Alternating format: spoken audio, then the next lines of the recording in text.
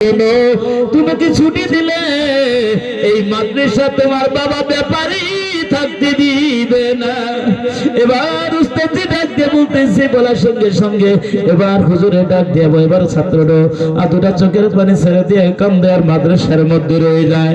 ভাইজান ওই ছেলেটা যখন মাদ্রাসায় 1 নয় 2 নয়, ওই ছেলেটা 3 বছর কালে 18 পারা কোরআনের হাফিজ হয়ে যায়। একবার চিৎকার মেরে কি বলা যাবে না সুবহানাল্লাহ? আর একটু জোরে বলা যাবে না সুবহানাল্লাহ? ভাইজান এবার যখন এই কথা বলছেন 3 বছর হয়ে গেল, আমার আল্লাহ ডাক দিয়ে বললেন, আজ আমার আল্লাহ মালাকুল মউতকে ডাক দিয়ে বললেন, ও মালাকুল মউত তুমি তাড়াতাড়ি চলে যাও, ওই ব্যাপারী সাহেবের জানটা তুমি নিয়ে আসো। ব্যাপারী সাহেব যারা দুনিয়াতে আর থাকে না থাকে দুনিয়া থেকে নিয়ে আসো। এবার ব্যাপারী সাহেবকে তখন দুনিয়ার থেকে মালাকুল মউত তার জানটা কবজ করে নিয়ে ওনাকে দুনিয়ার থেকে বিদায় করে নিলেন।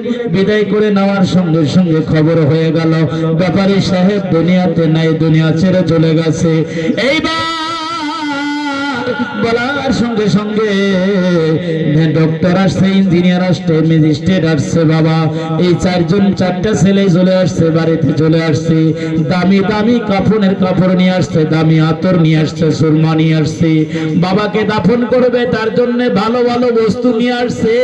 নিয়ে আসার পরে এবার মা দুটা চোখের পানি ছেড়ে দিয়ে যখন কান্না কাঁদতেছি, আল্লাহ এবার তাকে যে ওই ওনার বাবাকে যখন গোসল দেওয়ার জন্য নিয়ে যাবে, ওই ব্যাপারী সাহেবকে গোসল দিবার নিয়ে যাবে গো, ওই সময় তার স্ত্রী ব্যাপারী সাহেবের স্ত্রী ডাক দিয়ে বলতেছে, ওই ইমাম সাহেব আমার স্বামীর লাশ আপনি কেন গোসল দেওয়ান? ও বেদ ইমাম সাহেব আপনি কি জানেন না গো, আমার একটা দুষ্ট ছেলে আছে, সেটা মাদ্রাসায়, ওই মাদ্রাসার ছেলেটা কি আনে, ওই ছেলেটা না আসা পর্যন্ত আপনি কেমন করে দাফন করবেন গো ইমাম সাহেব? এবার বড় ভাই দুটা চোখের পানি ছেড়ে দিয়ে কান্দার নাকি, মাগো মা আমার বাবা না বলে গেছে, আমার ওই ছোট ভাই যতক্ষণ পর্যন্ত কোরআনের হাফেজ না হবে ততক্ষণ পর্যন্ত বলে মাদ্রাসায় আসতে দেওয়া হবে, মাদ্রাসায় থেকে ছুটি দিবে না। মা আমার বাবার কথাটা আমি অমান্য করতে পারবো না, আমি ফোন করবো না। এবার ইঞ্জিনিয়ার ডাক দিয়ে বলতেছে, না আমি পারবো না। এবার ম্যাজিস্ট্রেট বলতেছে, না পারবো না। পুলিশ অফিসার বলতেছে পারবো না। এই কথা বলার সঙ্গে সঙ্গে ওই ইমাম সাহেবকে ওই মা ডাক দিয়ে বলতেছে, ইমাম সাহেব আমি তার স্ত্রী হয়ে বলছি তার দাফন করতে দিব না। এটা জোরে বলুন না সুবহানাল্লাহ? এটা জোরে বলা যাবে না সুবহানাল্লাহ?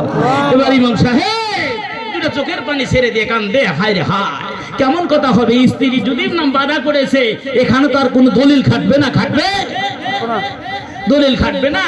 এবার ডাক দিয়ে বলতেছে তাহলে কি করা যায়?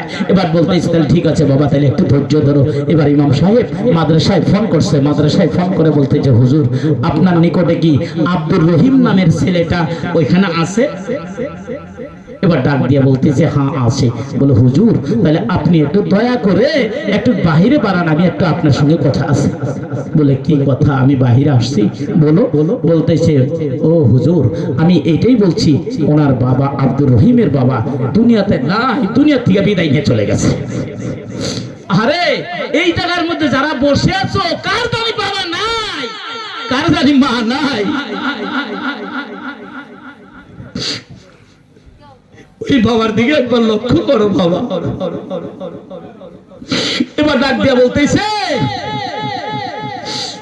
হুজুর আমার আব্দুর রহিমকে আপনি বলবেন না যে তার বাবা দুনিয়ায় নাই, ছেলেটা অজ্ঞান হয়ে যাইতে পারে।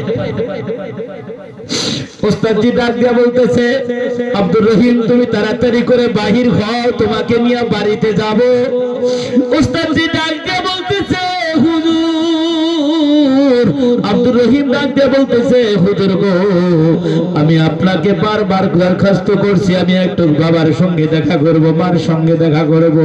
উস্তাদজি আমাকে কোনো দিন ছুটি দেন নাই। আমি যতক্ষণ পর্যন্ত কোরআনের হাফিজ না হব ততক্ষণ পর্যন্ত আপনি বলে ছুটি দিবেন না। হুজুর আজকে আপনি কেন বলতেছেন আমার বাড়িতে যাইতে হবে? হুজুর আমি যাব না গো, আমি যাব না।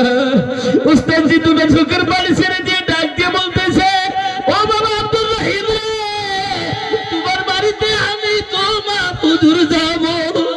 তোমার উস্তাদের কথা মানতে হয় বাবা, তুমি কি জানো না? বলতে হ্যাঁ হ্যাঁ হুজুর জানতে হয়। হুজুর আমি যে বাড়িতে যাব আমার তো কোনো ভালো জামা নাই, সেরা কাপড় সেরা লুঙ্গি। আমার বাবা ভাইজানেরা বড় বড় অফিসার, বড় বড় ডক্টর, বড় বড় হাকিম ম্যাজিস্ট্রেট, তারা ভালো ভালো কাপড় পেনবে। আমি আব্দুর রহিমের গায়ের মধ্যে ভালো কাপড় নাই। হুজুর আমার পায়ের ভিতরে কোনো জুতা নাই, আমি কি পায়ে দিয়ে বাড়িতে যাব? হুজুর গো এই কথা বলার সঙ্গে সঙ্গে ওস্তাদজি দুটো চোখের পানি ছেড়ে দিয়ে তার সেরা একটা জুতা ছিল, ওই জুতাটা আইনা তার ছাত্র আব্দুর রহিমের কাছে দিয়েছে। বাবা আব্দুর রহিম এই জুতা জোড়া তুমি পরে নাও বাবা। যখন এই কথা বলছেন বলার সঙ্গে সঙ্গে ওস্তাদজির কথা শুনে ওই জুতাটা হাতের মধ্যে নিয়েছে, নিয়ে কি করছে কাপড় পিনতে ফেটা ছাটা ছেঁড়া কাপড়টা পিনতে নিয়ে ওই আব্দুর রহিম তার বাইকের পিছনে বসে গেছে। ওস্তাদজি গাড়ি চালায়, দেখে তাকাইয়া দেখে লুকিং গ্লাসের মধ্যে দেখে ওস্তাদের জামাটা ওই জুতাটা একবার মুখের মধ্যে লাগায়। কোথায় লাগায়? একবার মুখের মধ্যে লাগায়, একবার বুকের মধ্যে লাগায়। ওস্তাদজি দুটো চোখের পানি ছেড়ে দিয়ে কান্দে ডাকে, ও আব্দুর রহিম এবার জুতাটা তোমাকে পায়ে দিতে দিছি গো, তুমি কেন এই জুতাটা তুমি তোমার মুখের মধ্যে রাখো, তোমার মুখের মধ্যে লাগাও, মাথায় নাও। এবার তুমি কেন এরকম করতেছো বাবা, বলো বলো। আব্দুর রহিম দুটা চোখের পানি ছেড়ে দিয়ে ডাক দিয়া বলে, ওস্তাদজি আল্লাহ যদি আমাকে ক্ষমতা দিয়ে দিত, আপনার জুতাটা খালি মাথায় রাখতাম না গো, এই জুতাটা আমার বুকটা ফেরে আমার বুকের মধ্যে এমন জায়গায় রাখতাম যেই জায়গার ভিতরে পৃথিবীর কোনো মানুষে পাও লাগাইতে পারবে না। ওস্তাদজি আমি এই জন্য আপনার জুতাটা এরকম করতেছি। ওস্তাদ দুটো চোখের পানি ছেড়ে দিয়ে আল্লাহকে ডাক দিয়ে কয়, বাবু আল্লাহ তুমি এই ছেলেটাকে আল্লাহ তুমি আলিমে হাক্কানি বানায়া দিও। একবার জোরে কি বলা যাবে না সুবহানাল্লাহ? আর একটু জোরে বলা যাবে না সুবহানাল্লাহ? ভাইজান এইভাবে যখন ওই ছাত্র আব্দুর রহিমকে নিয়ে যাওয়া শুরু করছে, বাড়ির সামনে যাবে আর ওই সময় তাকায়া দেখে গো, তাকায়া দেখে যে কিছুগুলো মানুষ সে সাদা পাঞ্জাবি সাদা টুপি মাথায় দিয়ে একবার বাড়ির মধ্যে যায় আবার বাড়ি থেকে বাইর হয়। এইভাবে দেখে আব্দুর রহিম ডাকিয়ে বলে, গো ও উস্তাদজি আমার বাড়িতে কিবা হয়েছে? আমার বাড়ির মধ্যে কিসের মানুষ দেখা যায়? সাদা কাপড় সাদা টুপি সাদা জুব্বা দেখা যায়, কেন এরকম করে মানুষে ঘোরাফেরা করতেছে? এবার ডাক দিয়ে বলতেছে, ওস্তাদজি আর কিছুই বলে না। দুটো চোখের পানি ছেড়ে দিয়ে কান্দে, আল্লাহ আমার আব্দুর রহিমকে আমি কি ভাবের বলবো? এই ভাবের বলাই বলতে বলতে মনে মনে বলে বলে কানতে কানতে বাড়িতে চলে গেছে। বাড়িতে যাইয়া দেখে গো তার মশারির তলে তার বাবাকে গোসল দিতে।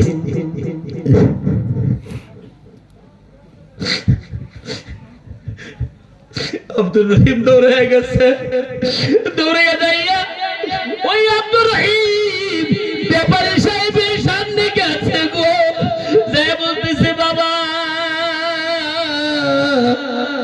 তুমি এত দামের সাবুন লাগাইতেছো গো বাবা, এই গোসলটা দিতে তুমি শেষ গোসলটা তুমি কিসের গোসল দাও গো বাবা তুমি বলো?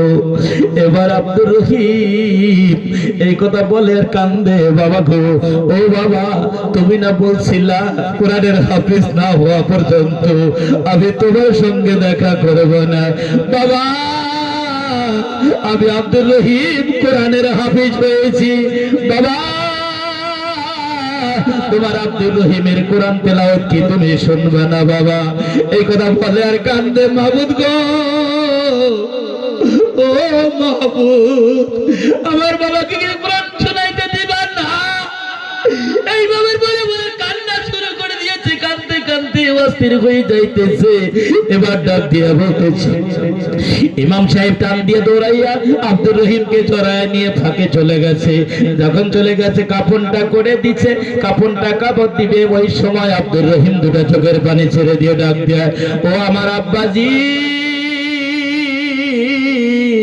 তুমি আমাকে জামা দাও নাই, তুমি কিছু দাও নাই, কিন্তু বাবা তোমার আজকের শেষ আখিরি জামাটা আমি আব্দুর রহিম বানাইয়া দিব।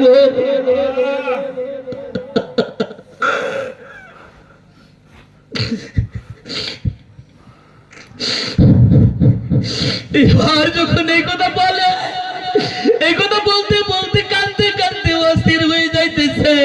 তার নতুন জামাটা যখন বাবাকে পরে দিয়েছে, ভাইজান এবার ডাক দিয়ে বলতেছে, বাবা ও ইঞ্জিনিয়ার সাহেব, আপনার বাবা তো দুনিয়াতে নাই, আপনার বাবার জন্য তো আপনি বড় কিছু করেছেন, আপনি যা করেছেন হুজুর, আজকে আপনি আপনার বাবার জানাজাটা আপনি দেন। ইমাম সাহেবকে ডাক দিয়া বলে, ইঞ্জিনিয়ার ডাক দিয়া বলে, ও ইমাম সাহেব, তোমাকে বেতন দিয়ে রাখছি কিসের জন্য? তোমাকে এই বেতন দিয়া কিসের জন্য রাখছি? তুমি কি আমার বাবার জানাজা দিতে পারো না? এবার ডক্টরে ডাক দিয়ে বলতেছে, না না ইমাম সাহেব, তোমারই জানাজা দিতে হবে। ভাইজান, ইমাম সাহেবকে যখন সবাই যখন এই কথা বলা শুরু করছে, ভাইজান আব্দুর রহিম সামনে দাঁড়াইয়া ডাক দিয়া বলতেছে, ও আমার ভাইজানেরা, তোমরা সবাই শোনো, আমি তোমাদের কাছে একটা কথা বলি, আমার বাবার কোনো ঋণ আছে? কিছুগুলো লোকে দাঁড়াইয়া বলছে, ও ইঞ্জিনিয়ার সাহেব, আপনার বাবা বড় ব্যাপারী ছিল, আমাদের এই জায়গার মধ্যে অনেকজনের অনেক টাকা নিয়েছে, সেই টাকাটা আপনার পরিশোধ করতে হবে। ইঞ্জিনিয়ার কো বলতেছে, বেটা তুই কি আমার বাবা বাইসে থাকতে কি কোনো সময় কইছিলি? দেখছেন, কই বেটা কইছস? ডক্টরে কইতেছে, সারা জীবনে এত টাকা কামাইছি, আমার বাবাকে এত কিছু দিছি, আজকে সেই বাবা আজকে এত ইরান করে মরছে না, এটা বিশ্বাস হয় না। আব্দুর রহিম, যার একটা টাকা নাই পকেটে, ওই আব্দুর রহিম সামনে দাঁড়ায় গেছে। বাবারে, ও আমার বাবার সঙ্গীরা, সাথীরা, আমি তোমাদের কাছে একটা কথা বলি বাবা, আমার বাবা যদি কোনো কুকথা কয়ে থাকে, খারাপ কথা বলে থাকে, বাবা আমি আপনাদের কাছে, আমি আব্দুর রহিম, কোরআনের পাখি, কোরআনের হাফিজ, আমি তোমার কাছে ক্ষমা চাই, তুমি আমাকে মাফ করে দাও, আমার বাবাকে মাফ করে দাও। আর যদি যদি টাকা যদি ক্ষমা করা যদি ক্ষমতা না থাকে, আমার বাবা যদি কোনো ঋণ করে থাকে, ওই ঋণের টাকাটা আপনি দয়া করে আপনারা আমাকে বলবেন, আমি আব্দুর রহিম, কোরআনের হাফিজ, আমি মানুষের দুয়ারে দুয়ারে খুঁজে খুঁজে খুঁজলেও আমি আপনার বাবার পরিশোধটা আমি করে দিব। একটু জোরে বলুন না সুবহানাল্লাহ। আর একটু জোরে বলা যাবে না সুবহানাল্লাহ? আমার বাবারা ভাইরা যখন এই কথা বলছে, সমস্ত মানুষে আল্লাহর রাস্তায় বললেন, ও কোরআনের হাফিজ, কোরআনের পাখি, তোমার বাবার জন্য তুমি মাফ চাইছো, আমাদের কোনো টাকা পয়সা লাগবে না, আমি তোমাদেরকে সবকিছু মাফ করে দিলাম। একটু জোরে বলা যাবে না সুবহানাল্লাহ? আর একটু জোরে বলা যাবে না সুবহানাল্লাহ? বাবারে, বাবা যখন ওই বাবার জন্য আব্দুর রহিম যখন জানাজায় দাঁড়ায় গেছে, জানাজায় দাঁড়ায় যায়, ওই যখন ডাইনে সালাম ফিরাবে, যখন সালামের তাকবীর, প্রথম তাকবীর দিছে, আল্লাহু আকবার, কয় না কয় না না কয়, যখন তাকবীর দিয়েছে, প্রথম তাকবীরে একটু জোরে হইছে, দ্বিতীয় তাকবীরটা একটু আস্তে হইতাইছে, তৃতীয় তাকবীর আরো হালকা হইতাইছে, মানে সাউন্ড আইছে না, তার মানে কলিজা ফাটতাইছে। আব্দুর রহিমের জ্বলছে, আগুন জ্বলছে, ওই সময়ের ভিতরে এরকম করে আওয়াজ করতেছে। দেখে যে চতুর্থ নম্বর তাকবীরটা যখন আসতে দিছে, আমার আল্লাহ ডাক দিয়া কয়, ফেরেশতা রে, তুই কি ব্যাপারী সাহেবের ছেলে আব্দুর রহিমের খবর দেখছো? আমার আব্দুর রহিম কিভাবে করতেছে তুই কি দেখোস না? তারা ফেরেশতা তারা সাক্ষী তা কিভাবে করতেছে। ডাইনে সালাম ফিরাইছে, ডাইনে সালাম ফিরানে ফিরাইয়া বায়ে সালাম ফিরাবে, তার এক মুহূর্তে আমার আল্লাহ কয় ফেরেশতা রে আমি আল্লাহর আপনাদের ধৈর্য কুলাইলো না, আমি আল্লাহ কি করে দিলাম ওই বান্দা ব্যাপারী সাহেবের तमाम জিন্দেগীর গুনাহগুলোকে আমি আল্লাহ মাফ করে দিলাম। এটা জোরে বলা যাবে না সুবহানাল্লাহ? সুবহানাল্লাহ। আর একটু জোরে বলা যাবে না সুবহানাল্লাহ? বাবারা আজকে তোমরা যে এই কোরআনের মাহফিলে বসছো, নিশ্চয় তোমার মা ভালো ছিল, তোমার বাবা ভালো ছিল, তার জন্য আজকে এই কোরআনের মাহফিলে তোমাদেরকে বসার জন্য সুযোগ দিয়েছি।